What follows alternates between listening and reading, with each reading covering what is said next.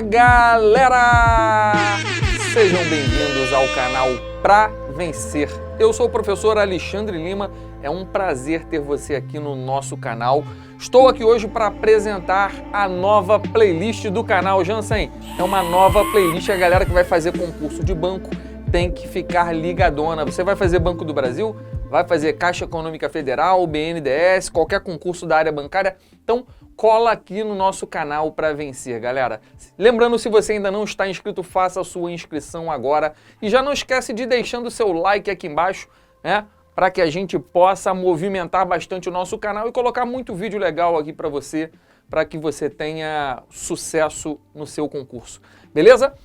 A prova que eu escolhi para começarmos a nossa playlist é a prova do concurso de escriturário do Banco do Brasil do ano de 2010, galera. Então, nessa playlist aqui, na sequência, nós vamos resolver a prova completinha de escriturário de 2010 do BB.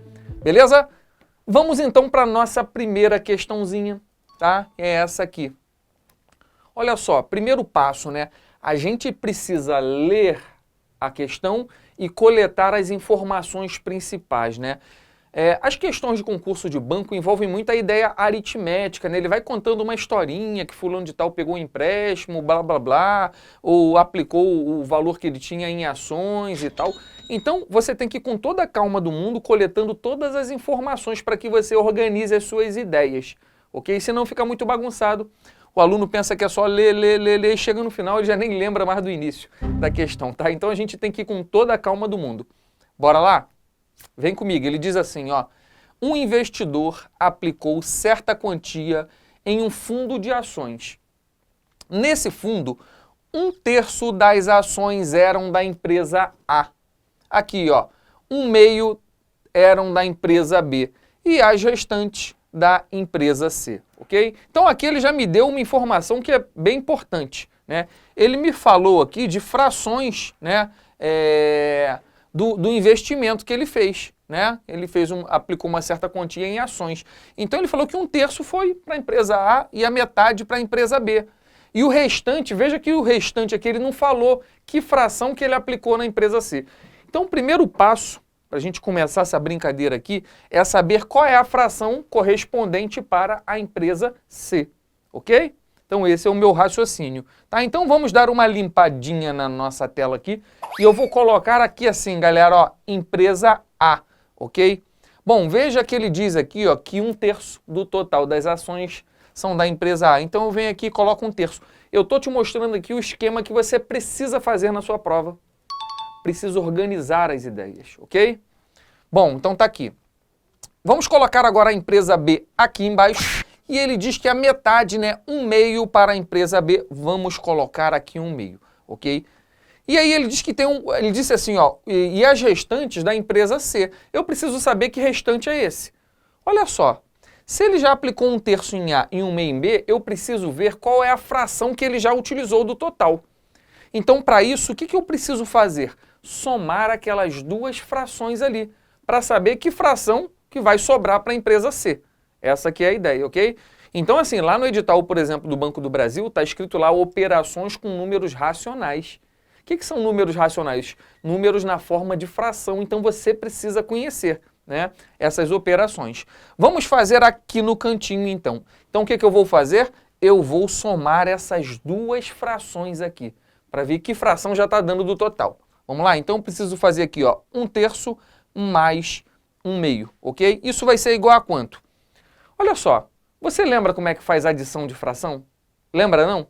Então vamos dar uma recapitulada como é que a gente faz adição de frações. Caso aqui eu já coloquei adição e subtração para a gente dar uma, né, relembrada geral nessa operação aqui, que é muito cobrada em prova. Imagina que eu tenho uma fração genérica aqui, A sobre B, e eu queira somá-la ou subtraí-la da fração C sobre D. Existe uma fórmula, né, que a gente costuma aprender na escola, que é o quê? A ideia do MMC. A gente faz MMC dos denominadores, aí divide o resultado do MMC pelos denominadores antigos, multiplica lá em cima, soma, subtrai. Galera, isso funciona? Funciona. Mas existe um método que é muito mais rápido, que eu vou chamar aqui de multiplicação cruzada, ok? Então a gente vai usar tanto para adição quanto para subtração. Eu coloquei mais ou menos aqui, lógico, ou vai ser mais ou vai ser menos. Então você pode usar em qualquer um dos casos, ok? Por que que ela é multiplicação cruzada? Porque o primeiro passo é multiplicar o numerador da primeira com o denominador da segunda. Eu faço A vezes D e coloco aqui. E aí, se for mais, eu coloco mais, se for menos, eu coloco menos. Aqui eu vou colocar o mais ou menos. E aí, o segundo passo é fazer aqui, ó, o B vezes C. Colocar esse com esse aqui em cima. Então, é por isso que o nome é multiplicação cruzada, porque, ó, é esse com esse e esse com esse, ok? Ficou uma cruz aqui, ó. Show? E por último aqui, ó, no final, vai ser o denominador da primeira com o denominador da segunda. Eu multiplico esses dois caras aqui, B vezes D. Então, assim, galera, essa técnica é um pouquinho mais rápida que a técnica do MMC. Quer ver só? Vamos voltar para a nossa questão aqui. Aqui, eu preciso fazer a adição dessas duas frações. Eu vou fazer assim, ó, esse vezes esse mais esse vezes esse, dividido por esse vezes esse, ok? Vai ficar assim, ó, esse vezes esse vai dar 2, esse vezes esse vai dar 3, 2 mais 3 vai dar 5. E esse vezes esse aqui vai dar 6. E aí a gente já sai direto com o resultado ali, 5/6. Foi legal? Conseguiu recapitular isso aqui? Agora tem um detalhe, né? Veja que 5/6 foi a fração que ele já utilizou para as empresas A e B. E ele fala que o restante, né, o que sobrar, ele vai investir na empresa C. A gente precisa entender o significado de uma fração. O que significa que ele já investiu nas empresas A e B 5/6 do que ele tinha? Olha para cá, 5/6 na fração representa o seguinte, imagina que eu tenha aqui um retângulo, né? O que equivale a 5/6? Significa que eu dividi esse retângulo em 6 partes. Aqui, ó, 1, 2, 3, 4, 5, 6. E dessas 6 eu utilizei quantas? 5. Então eu utilizei, ó, essa, 1, 2, 3, 4, 5. Eu utilizei 5 de um total de 6, galera. Então é isso. Isso é importante você entender, porque ele fala que o que sobrou, ele investiu na empresa C. O que sobrou? Essa que está em branquinho aqui, ó, tá vendo? Sobrou que fração? 1 de 6. Então eu venho aqui e coloco assim, ó, então sobrou 1/6, tá? Professor, precisa ficar fazendo esses retângulos aqui, pintando? Claro que não. Você pode olhar direto para essa fração aqui e perguntar assim, ó, quanto é que falta aqui em cima para chegar ao número de baixo? Quanto que falta no 5 para chegar a 6? 1. Então é 1/6, tá? Então, por que eu estou fazendo essa conta? Porque esse 1/6 aqui sobrou exatamente para a empresa C, que a gente vai colocar ali agora, ó, C, vou jogar esse 1/6 para lá, vamos limpar nossa tela. Então tá aqui. Então, ó, 1/3 foi para A, 1/2 para B e 1/6 para a empresa C. Nós lemos o nosso problema até aqui. Agora a gente vai continuar a nossa leitura, ok? Então só fiz o esqueminha aqui para a gente ver como é que fica. Aí ele fala assim, ó, em um ano o valor das ações da empresa A aumentou 20%. Então ele está me dizendo que um ano depois, aqui ó, a empresa A aumentou 20%. Então vem aqui e coloca assim, ó, mais 20%. Percebeu? Então aumentou 20%, a gente coloca positivo aqui o valor, ok? E aí ele continua, né? O das ações da empresa B diminuiu 30%. Então de B perdeu 30%. Então aqui vai ser menos 30%. E aí ele diz que o da empresa C aumentou em 17%, então aqui embaixo mais 17% aqui. E aí ele vem com a minha pergunta, em relação à quantia total aplicada ao final desse ano, esse investidor obteve o quê? Aí a gente viu as opções, né, que agora eu tirei as opções aqui, mas lá nas opções apareciam, ó, lucro de tanto, prejuízo de tanto. O que acontece aqui, minha gente? Veja que é uma questão onde ele não me dá valor de quantia em reais que ele aplicou nas empresas. Ele só me dá basicamente porcentagens, 20%, 30%, 17%, 1/2, 1/3, que nada mais são do que porcentagens também, né? 1/2 é 50%, 1/3 é 33,3%. Aí vai uma dica muito importante para você que vai fazer concurso de banco, né? Se eu estou raciocinando em termos percentuais, não importa o valor que a pessoa aplicou, entendeu? O que importa é a porcentagem, ok? Então agora vai uma dica fenomenal. Pegue o seu caderno e anota. Olha para cá de novo. Quando o problema só me dá porcentagens e não me dá o valor da grana que o cara aplicou, eu posso atribuir um valor inicial à aplicação dele. O valor que eu quiser. Pode, professor? Pode. O valor que eu quiser aplicar vai dar certo. Porque o que importa não são valores, são porcentagens. Então isso sempre funciona. Então vamos lá? Eu vou fazer o seguinte aqui, ó. Eu vou atribuir um valor inicial. E aí eu venho aqui e calculo cada um deles e vejo quanto que deu lá no final, ok? No final a gente geralmente faz uma regrinha de 3. Quando faz isso, você vai ver. Vamos com calma. Em geral, nessas questões, a gente atribui um valor inicial de 100. Só que, olha para cá, se ele tinha R$100 para aplicar, 1/3 de 100 vai ficar complicado, não vai? Por quê? Vai dar 33,3333. Ó, 1/2 até que não vai dar problema, daria 50, né? Mas 1/6 também vai dar problema. Então, não é legal a gente fazer o que normalmente a gente faz, que é atribuir um valor de 100. Mas aí, professor, o que eu faço? Como é que eu vou fazer? Que valor que eu atribuo ali? Aí você que é esperto, você acompanha aqui o nosso canal, o canal Pra Vencer, conhece todas as dicas. Presta atenção no que eu vou falar. Olha só, você vai olhar para cá, para os denominadores da fração. Por quê? O valor que eu lançar aqui, como um valor que eu atribuí para o início, eu vou ter que dividir por 3, dividir por 2 e dividir por 6. Olha só. Então, eu preciso atribuir aqui um valor que seja divisível por 3, por 2 e por 6, né? Veja que o 3 e o 2, o 6, né, ele é múltiplo do 3 e é múltiplo do 2. Então, eu posso atribuir um valor que seja múltiplo do 6, que aí assim eu vou conseguir dividir automaticamente por todos eles. Se você quiser fazer o MMC, não tem problema não. Vou fazer MMC de 3, 2 e 6, vai dar 6, né? Pode também. Então, ao invés de 100... eu vou chutar um múltiplo de 6, eu vou chutar 600. Então eu vou atribuir o valor de 600 para a aplicação inicial. Lembrando que eu só posso fazer isso porque a minha questão só envolve valores de porcentagens. Aí eu vou lá e atribuo o valor inicial que mais me convém. E eu estou te ensinando como é que a gente faz para escolher o valor mais conveniente para que a gente não tenha que fazer cálculo com vírgula, beleza? Então essa que é a nossa ideia. Agora, preste atenção. Então, se ele tinha R$600 e ele aplicou 1/3 na empresa A, quanto que é 1/3 de 600? Olha como é que fica fácil calcular. É só dividir por 3. 600 dividido por 3 dá 200. Então, eu venho aqui, olha para cá e coloco 200 aqui. 600, ó, metade de 600. 600 dividido por 2, 300. Então, eu tiro aqui e coloco 300. E por último aqui, ó, 600 dividido por 6 vai dar 100. Eu tiro aqui e coloco 100. Veja que o total aqui, ó, se eu somar isso aqui, tá dando os 600 certinho. E agora o que eu faço? Agora que o meu valor ficou redondinho, ficou bonitinho, eu calculo esses aumentos, o desconto ali e vejo quanto que deu lá no final. E aí a gente mata a nossa questão no finalzinho com uma regrinha de 3 simples, galera. Então vamos lá?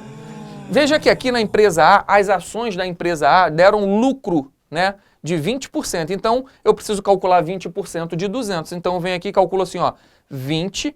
Lembrando que o por, na matemática, significa divisão. Anota isso. A palavra por significa divisão e a palavra de significa multiplicação. Então, volta para cá. Quando eu tenho que calcular 20% de 200, 20 por, olha o por aparecendo aqui, ó, 100 é 100. E o d vezes, ó, d 200 aqui, ó, 20% de 200. Como é que eu faço a conta? Posso cortar esses dois zeros com esses dois aqui, ó, vai dar 20 vezes 2, que vai dar 40. Então, ele aumentou R$40, ok? Vamos fazer o cálculo agora para a empresa B, lembrando que a empresa B é prejuízo, eu tenho que descontar lá no final. Então, o primeiro passo é calcular 30% de 300. 300 está aqui. Vou mandar embora esses dois zeros com esses dois. 30 vezes 3 vai dar 90, né? Diminuiu 90. E na C, a C ele teve lucro também de 17%. Então, vem aqui e calculo 17% de 100. Cortou o 100 com 100, vai dar 17, ok? Aumentou 17. Então, olha só, da empresa A aumentou R$40, na empresa B diminuiu 90 e na empresa C aumentou 17, ok? Vamos ver como é que ficou a grana dele no final? Olha para cá. Se ele tinha 200 e aumentou 40, vamos colocar aqui, ele ficou com quanto? 240. Se aqui ele tinha 300 e perdeu 90, ele ficou com 210. Tá aqui 210. Na última aqui ele tinha 100 e perdeu, aliás, ganhou, né? Aqui ele ganhou 17, então ficou com 117. Então, no total, o que aconteceu aqui, meu amigo? Olha só, ele tinha R$600, né? Aplicados, né? Distribuídos desta maneira. E aí, depois desse investimento todo, desses fatos que ocorreram aqui, ele ficou com isso aqui. Vamos somar?